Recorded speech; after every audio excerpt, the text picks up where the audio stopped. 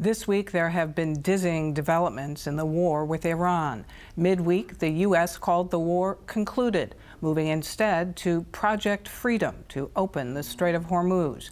But President Trump quickly quit Project Freedom. Now both sides are considering a peace plan in the midst of an uneasy ceasefire. How to make sense of this, even as the price of oil goes up and down with mixed messaging, while the price at the pump stays high. Democratic U.S. Senator Tammy Baldwin is here, and thanks very much for being here. Thank you for having me. So, with all that's happening, what in your mind is the best outcome?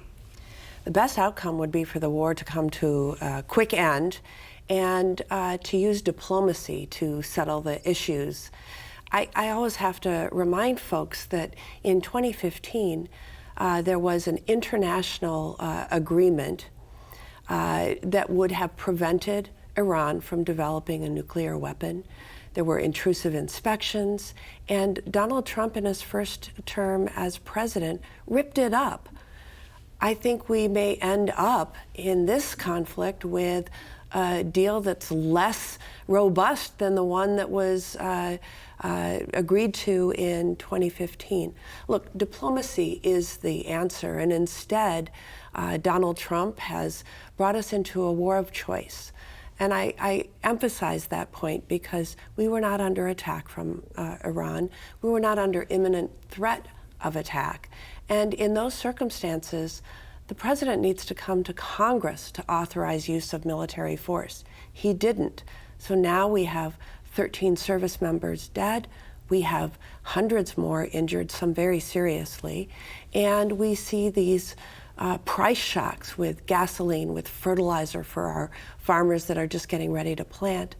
I've been a part of an effort with a number of colleagues to force votes on war powers resolutions.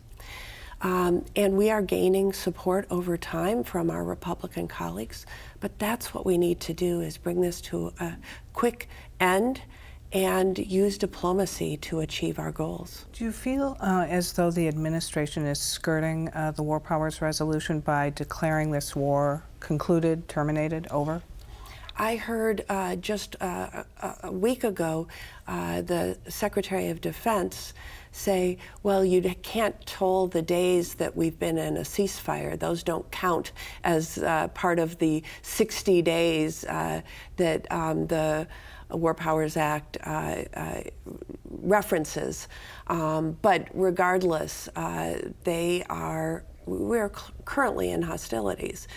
We are clearly in a war, and it is an unmitigated disaster for the U.S. and the global economy. Because you were just describing the best case outcome, what would be the worst?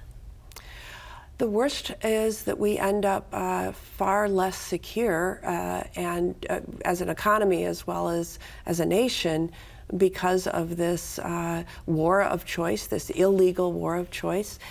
You know, and while it's not tangible, the damage it's doing to the rule of law in this country is worth noting. What are your constituents saying about what it means for them here at home?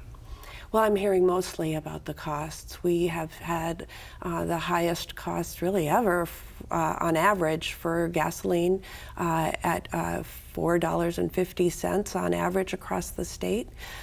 Farmers are really reaching out to describe the shortage of fertilizer as well as the high price if they can source it. This will affect what they're able to plant this year.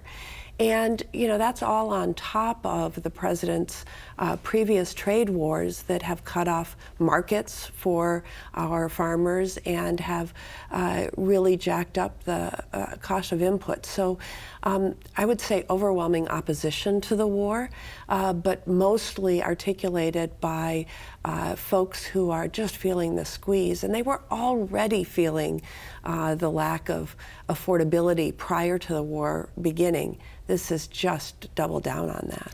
Saying all of that, how do you think the war in Iran affects the midterm elections? I think that people will be more likely to vote for those who have opposed the war and have taken actions or spoken out against it, and have articulated that they will be a check and a balance to this president, not somebody who just loyally goes down whatever path he takes us.